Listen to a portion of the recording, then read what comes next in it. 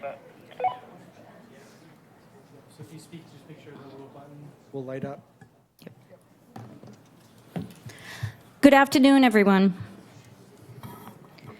Welcome to the Barnstable Recreation Commission for July 1st, 2024.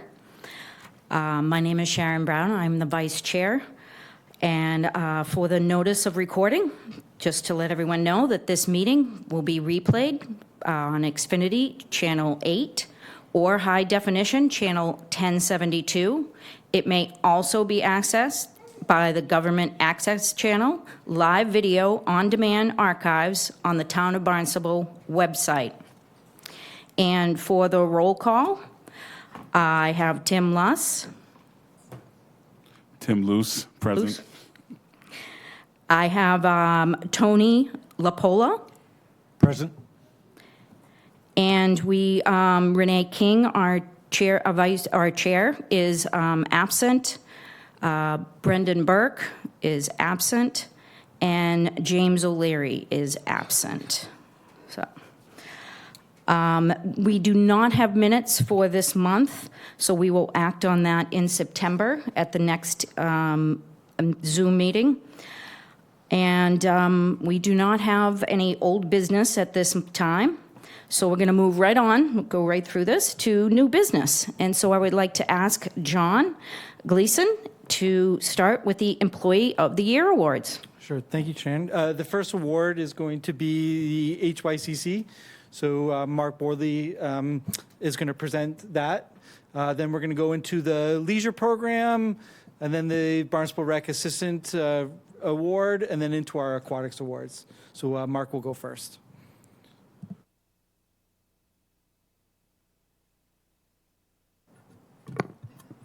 Thank you. And for tonight's HYCC Rec Assistant of the Year, we'd like to give that award to Jordan Jason.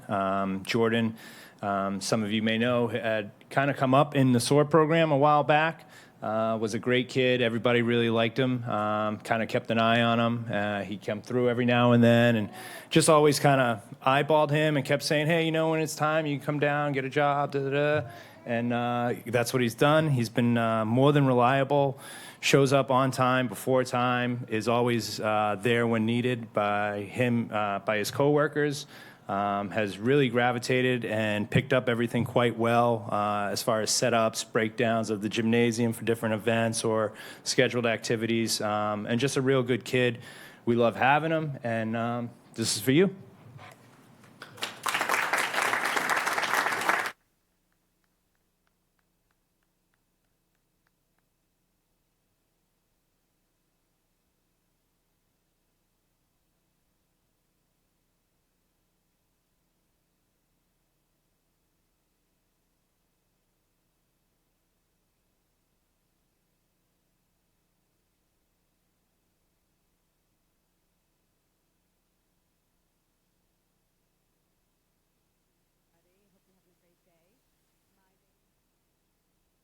Push it. There you go.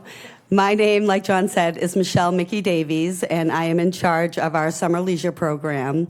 And I am excited, thrilled to be here today to recognize Rene Montcalm, who is one of our leisure program counselors and is the leisure program counselor for 2023. So we are really excited and proud of her.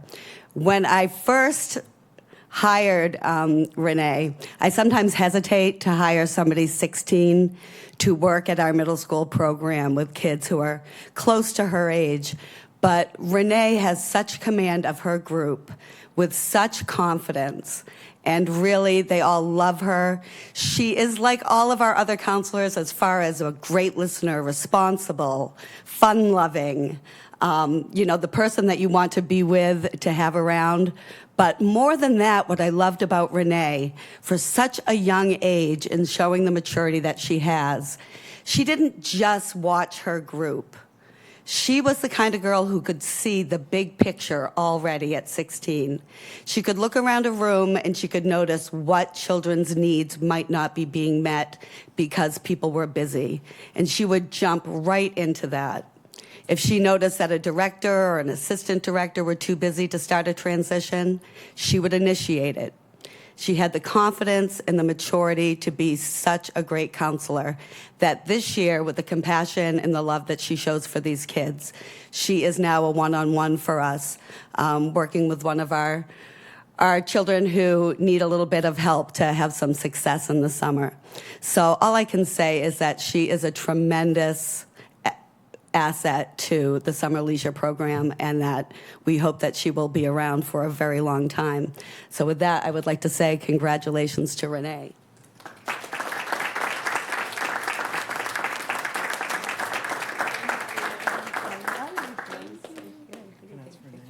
Let's take a photo here.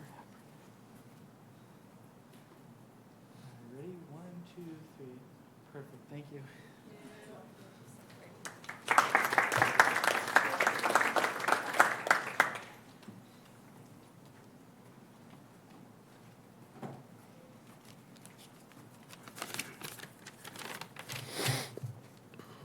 Hello, everyone. My name is Jack Kaponke, and I'm a program coordinator for the Recreation Division. Proud to be up here presenting Seamus Walsh with this year's Recreation Assistant of the Year Award. Seamus worked nearly every single one of my programs this year, including both fall and spring flag football, all levels of boys basketball, which is kindergarten through 7th grade, spring cross country, spring dodgeball, our awesome dodgeball tournament, and our Survivor Day. This comes out to just about 500 program participants in total, which is just a massive impact for a recreation assistant to make. He was not just a part of those programs, but he was a leader and did an exceptional job at them. He filled a lot of different roles, including doing the small things well, such as setting up activities, supervising those activities, and as also refereeing games. But Seamus really went above and beyond when it came to coaching his teams, running drills, and especially connecting with the kids. He always puts his best foot forward and gave the kids tips to improve their skills while also keeping it fun at all times. Seamus is very dependable, hardworking, fun to work with, and he is extremely well-liked among the kids. There's one day from our spring dodgeball program that sticks out to me, and I think it shows how much the kids really look up to him and like him. It was our first day of dodgeball at the 4th and 5th grade school, and we had this big group of just about 75 kids. Like always, in the first day of the program, I introduced myself and the staff members, the recreation assistants. So I had introduced myself, and then I went on to the recreation assistants. Seamus just so happened to be the first one, and when I introduced him, the entire group of kids had this massive applause and cheers. It was fantastic. So the kids were happy that Seamus was back for yet another program, and that moment has definitely put a smile on my face. Seamus is interested in a career in the recreation industry, and this year was a big step forwards for him in that regard. This summer, he's the assistant director of one of our summer leisure program sites, and it sounds like he'll potentially be back in the fall for more programs.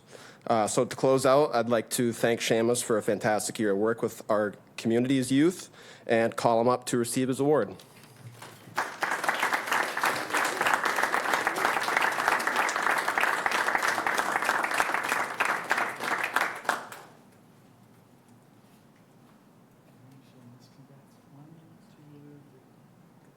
Thank you.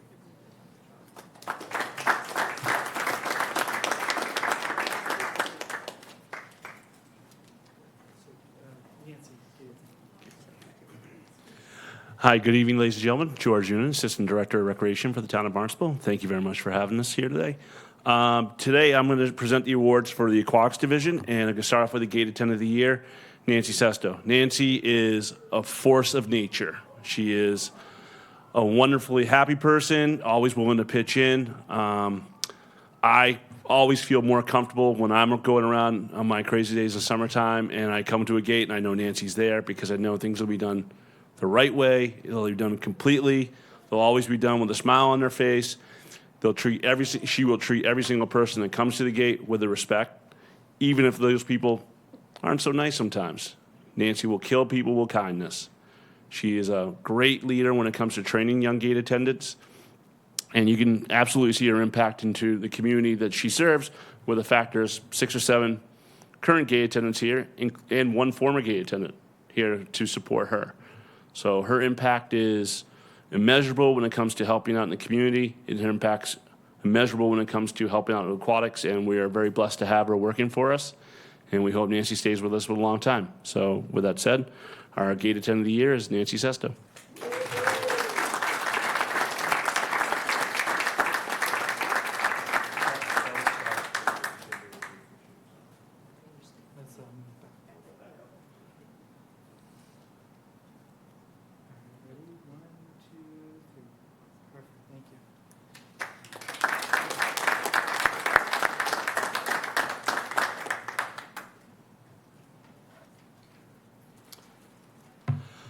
The next person we'll be addressing this evening will be Kylie Russo for our 2023 Beach Aid of the Year, excuse me.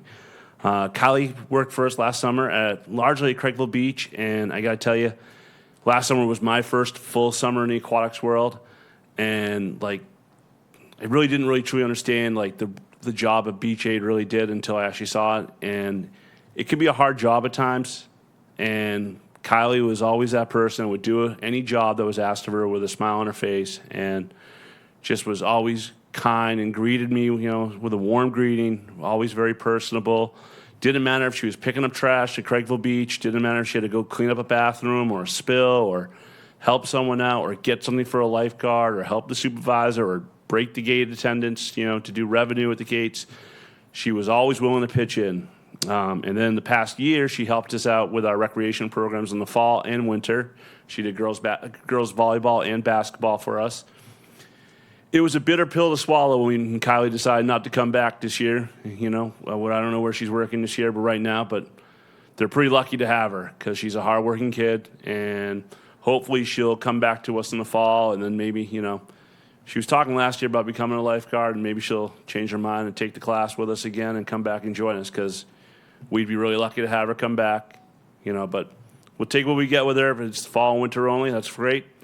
But the 2023 Beach Aid of the Year is Kylie Russo.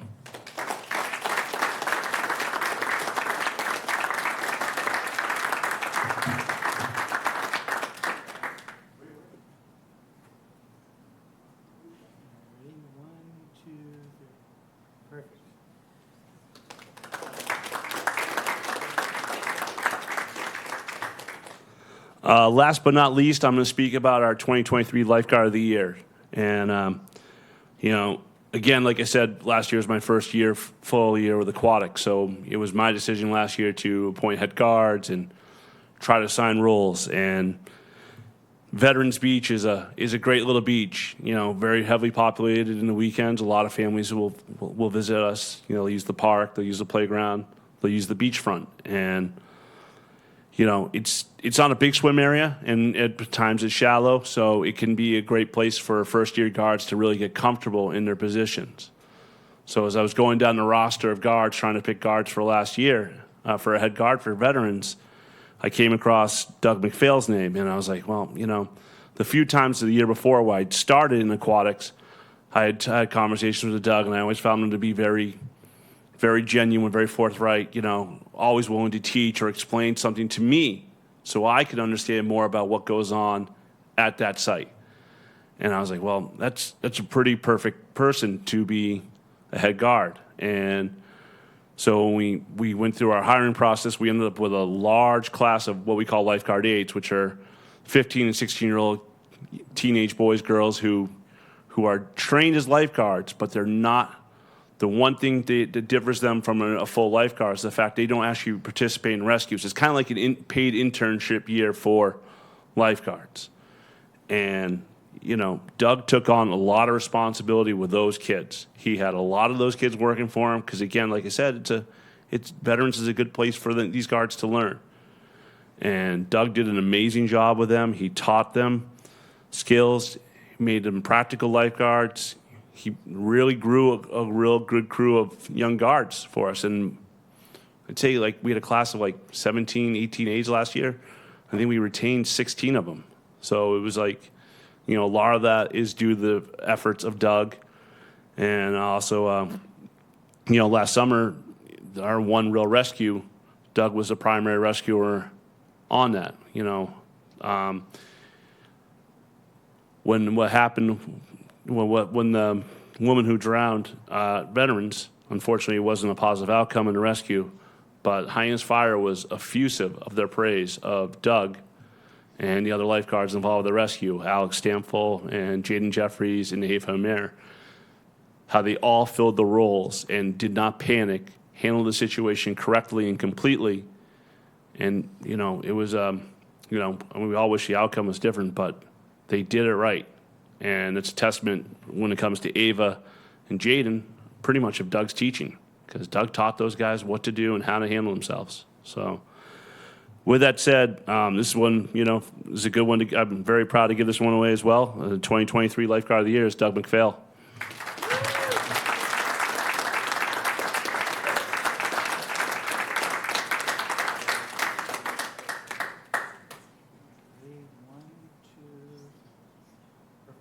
All right, could all the award winners come forward for one photo? Do you want us? Yes, yeah, Mickey, Jack, Mark. All the commissioners, if you want to come down. Extreme close-up.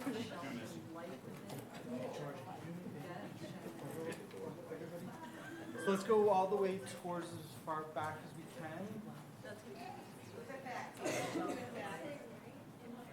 Yeah, the award winners are front and center.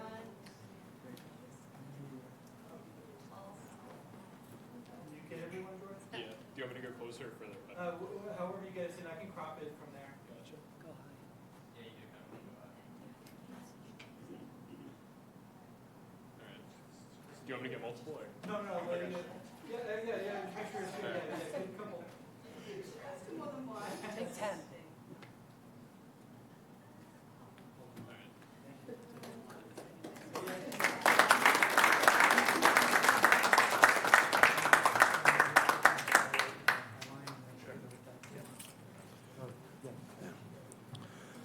Yeah, just thank Highline and.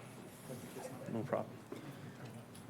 So I guess, the one part of the award we didn't give out tonight was we want to thank Highline Cruises because they gave every winner of the awards 2 passes to Martha's Vineyard on the high-speed ferry. So unfortunately, they did forget to give us one, so we're picking that one up tomorrow, so we'll be delivering those tomorrow. But John didn't ask me to say this, but I thought I'd just say this real quick. I just want to say thank you to all the award winners and their families tonight. It's great that you all chose to work in this field for recreation. There are jobs out there that pay more. There are jobs that, are different, but I don't think there's actually a job that's more rewarding than what, these people did today, So, thankful to, we are thankful to them. We appreciate them. We appreciate all our seasonal employees. They all work very hard. Today was the first day of camp. You see 2 leisure program t-shirts right behind me. Like I said, 6 or 7 gate attendants are here right now. 2 lifeguards are here right now. So we are just grateful to all of our seasonal employees. So that's it. Thank you.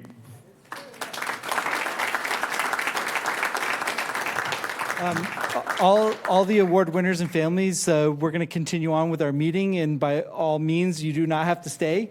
So thank you for coming tonight. We really appreciate it, and we'll get those rest of those awards out tomorrow. So thank you for coming.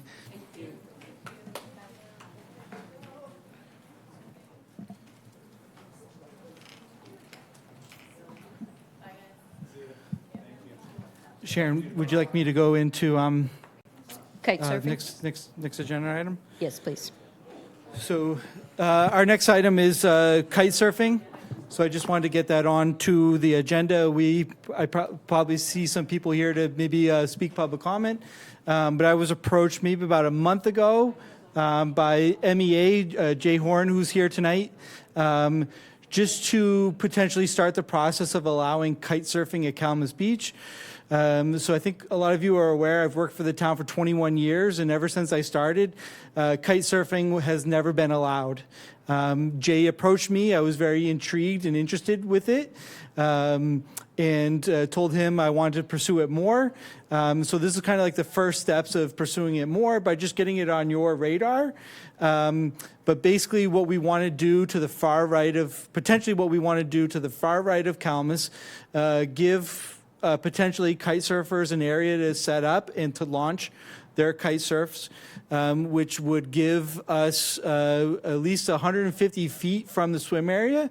So that would hopefully eliminate any potential risk of swimmers in a swim area. And from what I've been told, kite surfing's come a long way, way over the past 20 years, which is a lot safer. And one of my things when I became the recreation director, I want to allow more access to the water. So, for example, like giving people more opportunities to launch a kayak somewhere where they can get into the water or stand up and paddle. So this would just be an extension of that. But we would need to come up with rules. We would need your... Once we come up with those rules and more information about it, I would come to you at a later date and get your blessing, and then get it all the way up to the town manager to approve it. So this is kind of the first step in that. I've learned a little bit about it and would like to learn more, but it's definitely something I would like to proceed with and try to institute for the future. So we'll see where it goes, but I just want to get it on the agenda tonight just to give you an idea of that it's coming. And that's kind of it for now. And would we like to hear the information? There's in a little bit in the meeting, there's an area for public comment. So if they want to come up for public comment about kite surfing, if that's what they're here for, they can certainly come up at that point and talk about that. Okay. Thank you. So next, A quick question. Why, should I wait for this? Yeah, you can ask a All question. right. Why has it not been allowed for 20 years? So my understanding is the former recreation director, there was an incident, I think in a foreign country, not even here at Kalmus or in the States, but I think there was an incident where someone got injured and potentially I think they died because the cables to the, again, I'm very novice at this, but the cables came down into a swim area and injured someone. But again, if you allow the proper spacing and distance for them to do what they want to do, which there is plenty of room at Kalmus, it would alleviate that. Plus, again, I don't know much about it. That's why I need to learn more. But it's come a long way and is a lot safer. But yeah, something happened a long time ago, and since then until today, it's been banned. So again, I need to learn more about that and see what we need to put in place as far as rules and with meeting with the right groups to allow this to happen. Just a follow-up, do you know any areas that it is allowed at this point? So it's definitely allowed to do on the water. It's just you can't do it you can't launch from Kalmus Beach. So you could launch from a private beach and do it. You just can't launch from the town public beach to do it. So it is allowed to do, just not, as it's constructed now from our property, our parking lot. But I know, quickly on the spot, I know the town of Dennis has some areas to do it.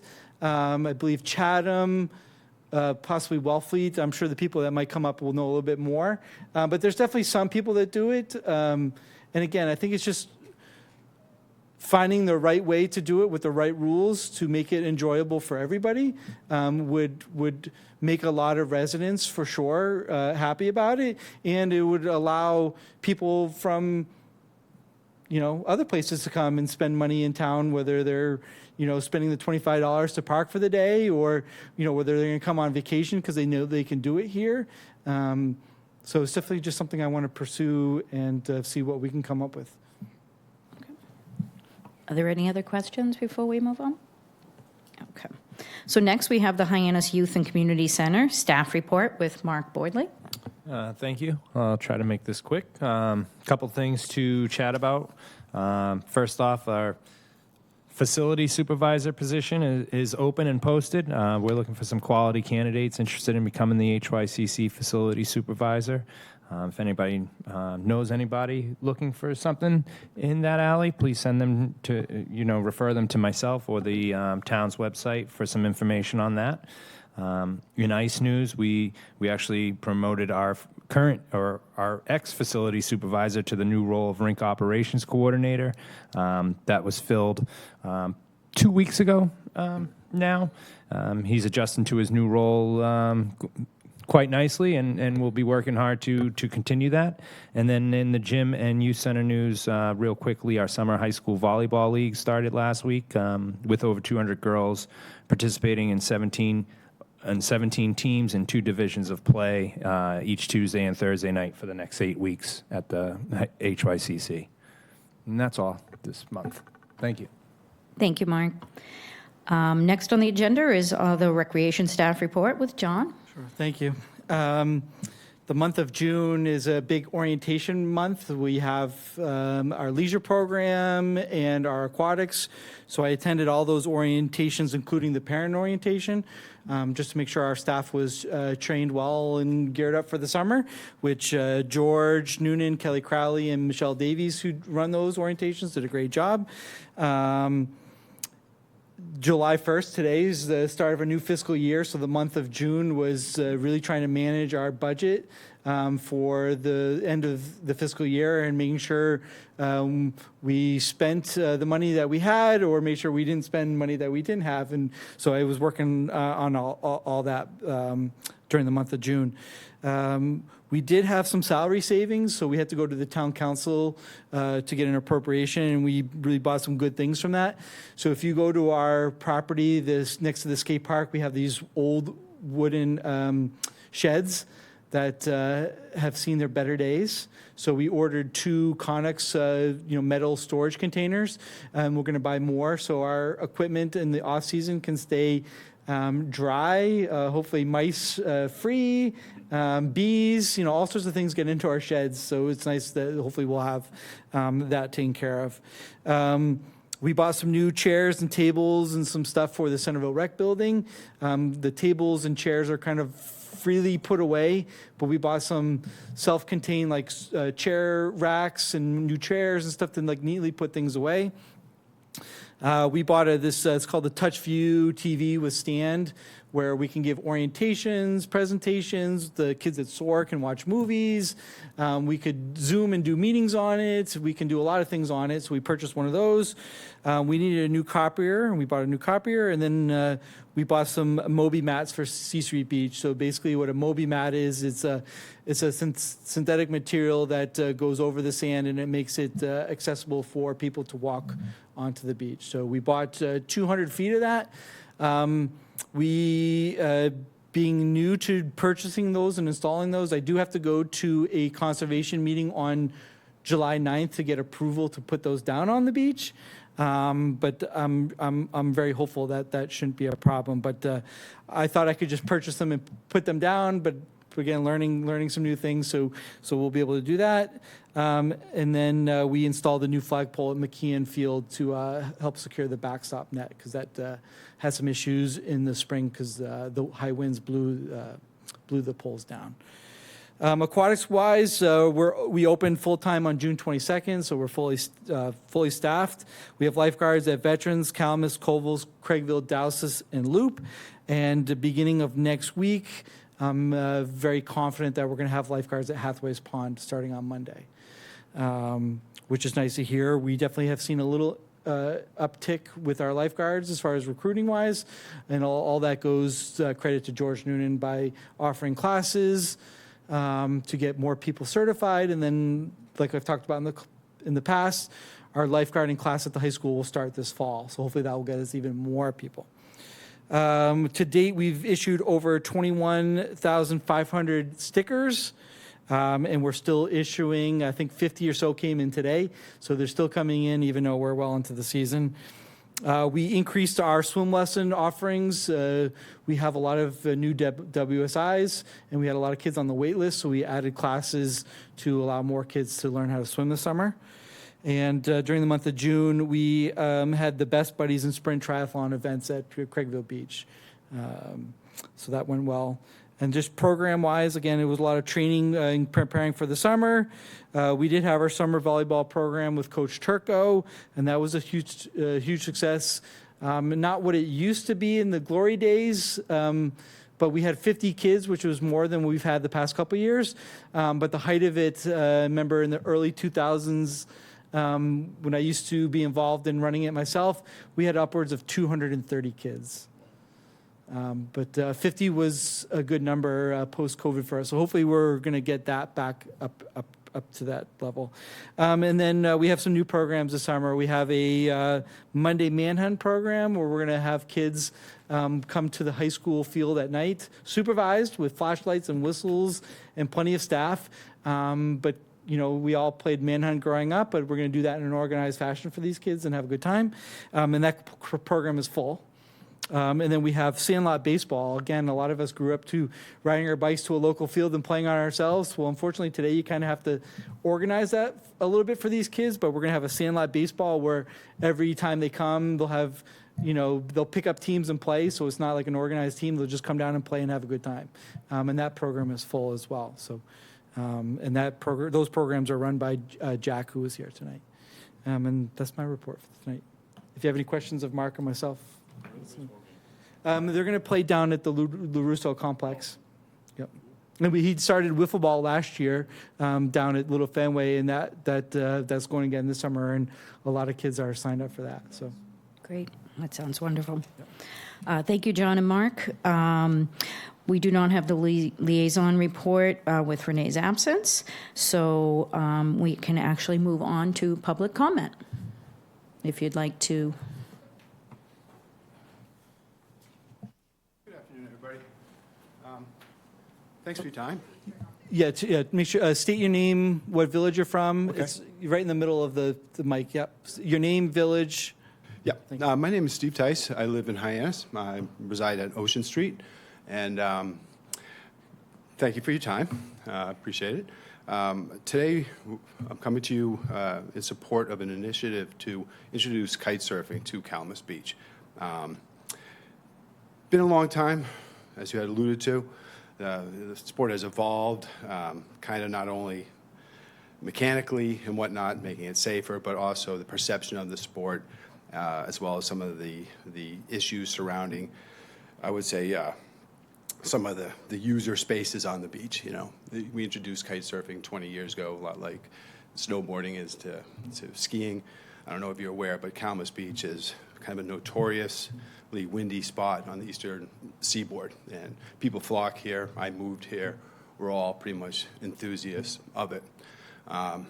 Having evolved from the windsurfing and adopted kite surfing years ago, little did I know I was going to end up buying a house and another house and find that my beach right down the street wasn't going to accept me until, 5 o'clock or after.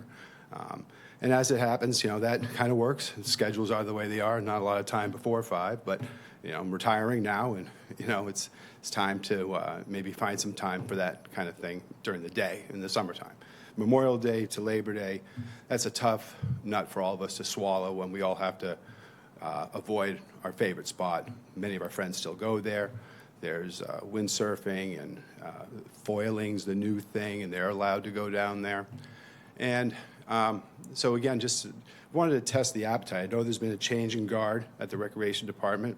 We tried for a while to make inroads. That wasn't working. Never really understood the anecdotal reasons. As John had alluded to, there's been concerns and things said that, frankly, I have no awareness of them.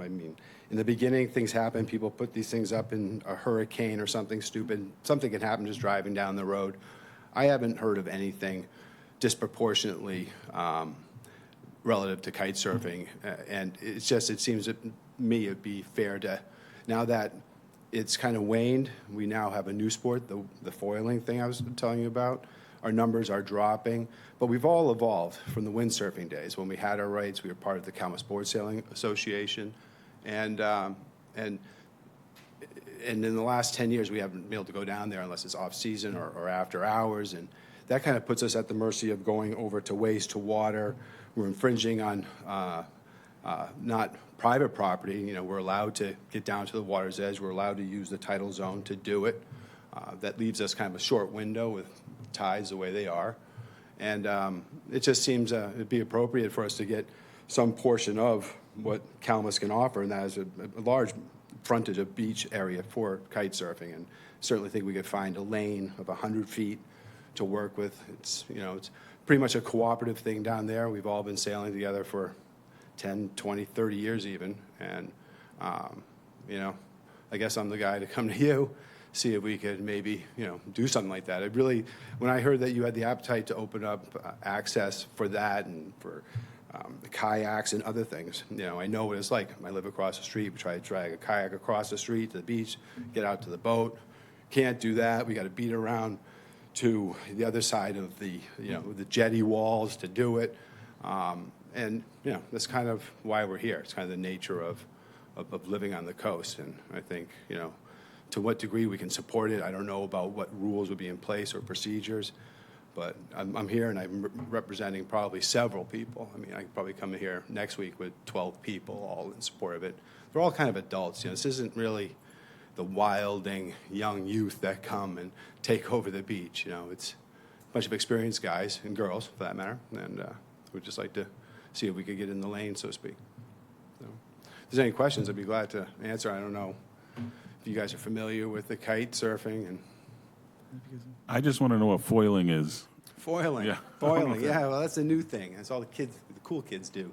It's a foil where you hydroplane underwater, and the lift that's obtained happens underwater, and you kind of levitate above the water and skim across on a boom. And maybe you've seen some of the new sailboats. I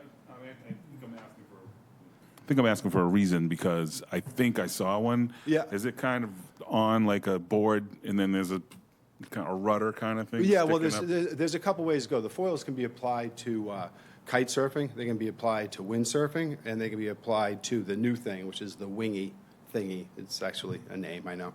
And but the idea is that you can, without much mass or wind, pump up on a plane, and the resistance once the foil gets going is very, very little. This guy had like a kite. He had like a. Yep. You can do it on a kite. Or that- And okay, a all lot right, of guys so do that's that. If what you're it down at was. Kalmus, you'll see some hardcore guys coming out and doing that. Again, the foil has taken over maybe all the genres, really. It's kind of the new way to go. Gotcha. But I know what traditional kite surfing Yeah, is. but I yeah, gotcha. you know, we're Yeah. doing the twin tip That's what you thing, guys kind of do, like yeah. wakeboarding. But, you know, so I mean, I'm not sure what kind of compromises we could come to. Again, I know it wouldn't go over well with some of my longtime friends down there. But at the same time, I think we've all demonstrated good judgment.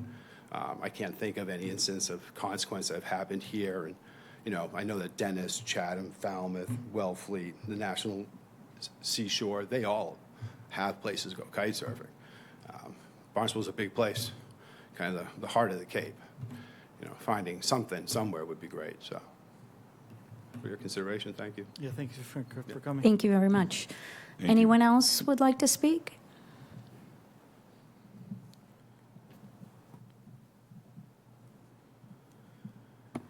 Hi, my name's Jay Horn, and I'm the Deputy Harbor Master for Barnstable. I'm not here representing the town tonight. I'm here as a kite surfer, and I just want to let you know that this went in front of the Waterways Committee last week, proposing access at Kalmus. The committee voted for it unanimously. They didn't have any issues with navigation. Right now, Barnstable is the only town left on the Cape that allows windsurfing and doesn't allow kiteboarding. So every other town has granted access to the kiteboarders. They do so with simple rules. West Dennis has had access for 2 decades and without incident. Never had an issue down there. It's a very safe sport. We're just looking for a little bit of beach to share with the windsurfers so that we can access the water. In addition to being a kiteboarder, I was a kiteboard instructor for 15 years. So I taught thousands of people how to get into the sport. And I can offer John and this committee, you know, some expertise when it comes to outlining the rules down there and making sure that everyone's safe. And because of the conflict of interest with the departments, I don't want to go into too much more, but I'm just here to support it. Thank you. Does anyone have any questions? Thank you very much. Anyone else? Okay. Okay, well, we thank you for coming out, and I know John will, get a lot of information and definitely do his due diligence of making sure that we're good to go forward with something like that.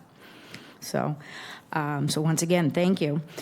So next on the agenda is, so next month, we do not meet in August. We actually will have August off, and then we'll be back here September 9th.